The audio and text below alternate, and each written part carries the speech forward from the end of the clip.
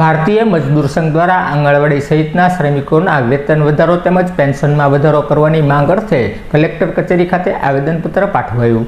દેશમાં જે પ્રમાણે મોંઘવારી વધી રહી છે, જેના અનુસંધાને આંગણવાડીના બહેનોના લઘુત્તમ વેતન, શ્રમિકોના વેતનમાં વધારો તેમજ પેન્શનમાં વધારો કરવાની માંગ અર્થે ભારતીય મજદૂર સંઘના નેજા હેઠળ રેલી યોજી કલેક્ટર કચેરી ખાતે ધરણા બાદ આવેદનપત્ર પાઠવવામાં આવ્યું હતું।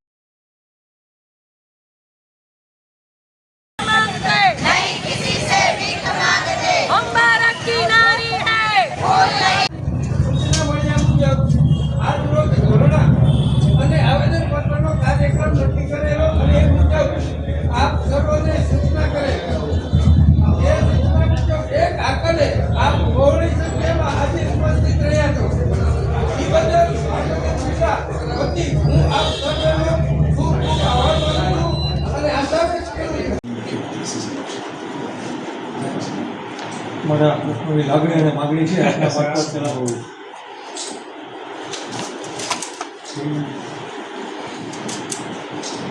આંગણવાડીની મુખ્ય કેટલાય સમયથી પડતર માંગણીઓ છે।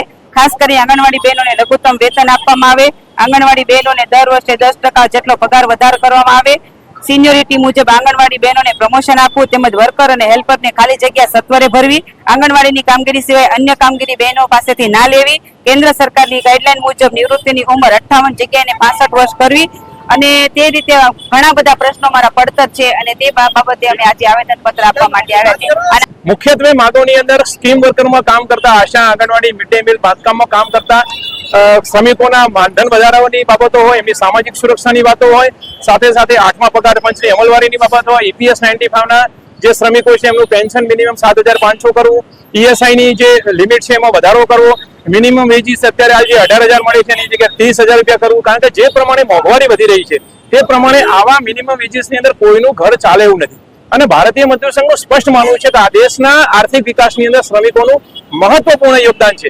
ત્યારે શ્રમિકોની બાબતની અંદર સરકારે ચોક્કસ એ દિશાની અંદર પ્રયાસ કરવો જોઈએ અને એનું ઝડપી નિરાકરણ થાય એ દિશામાં પ્રયાસ કરવો જોઈએ। કેટલા સમયથી આ માંગો છે તમારી?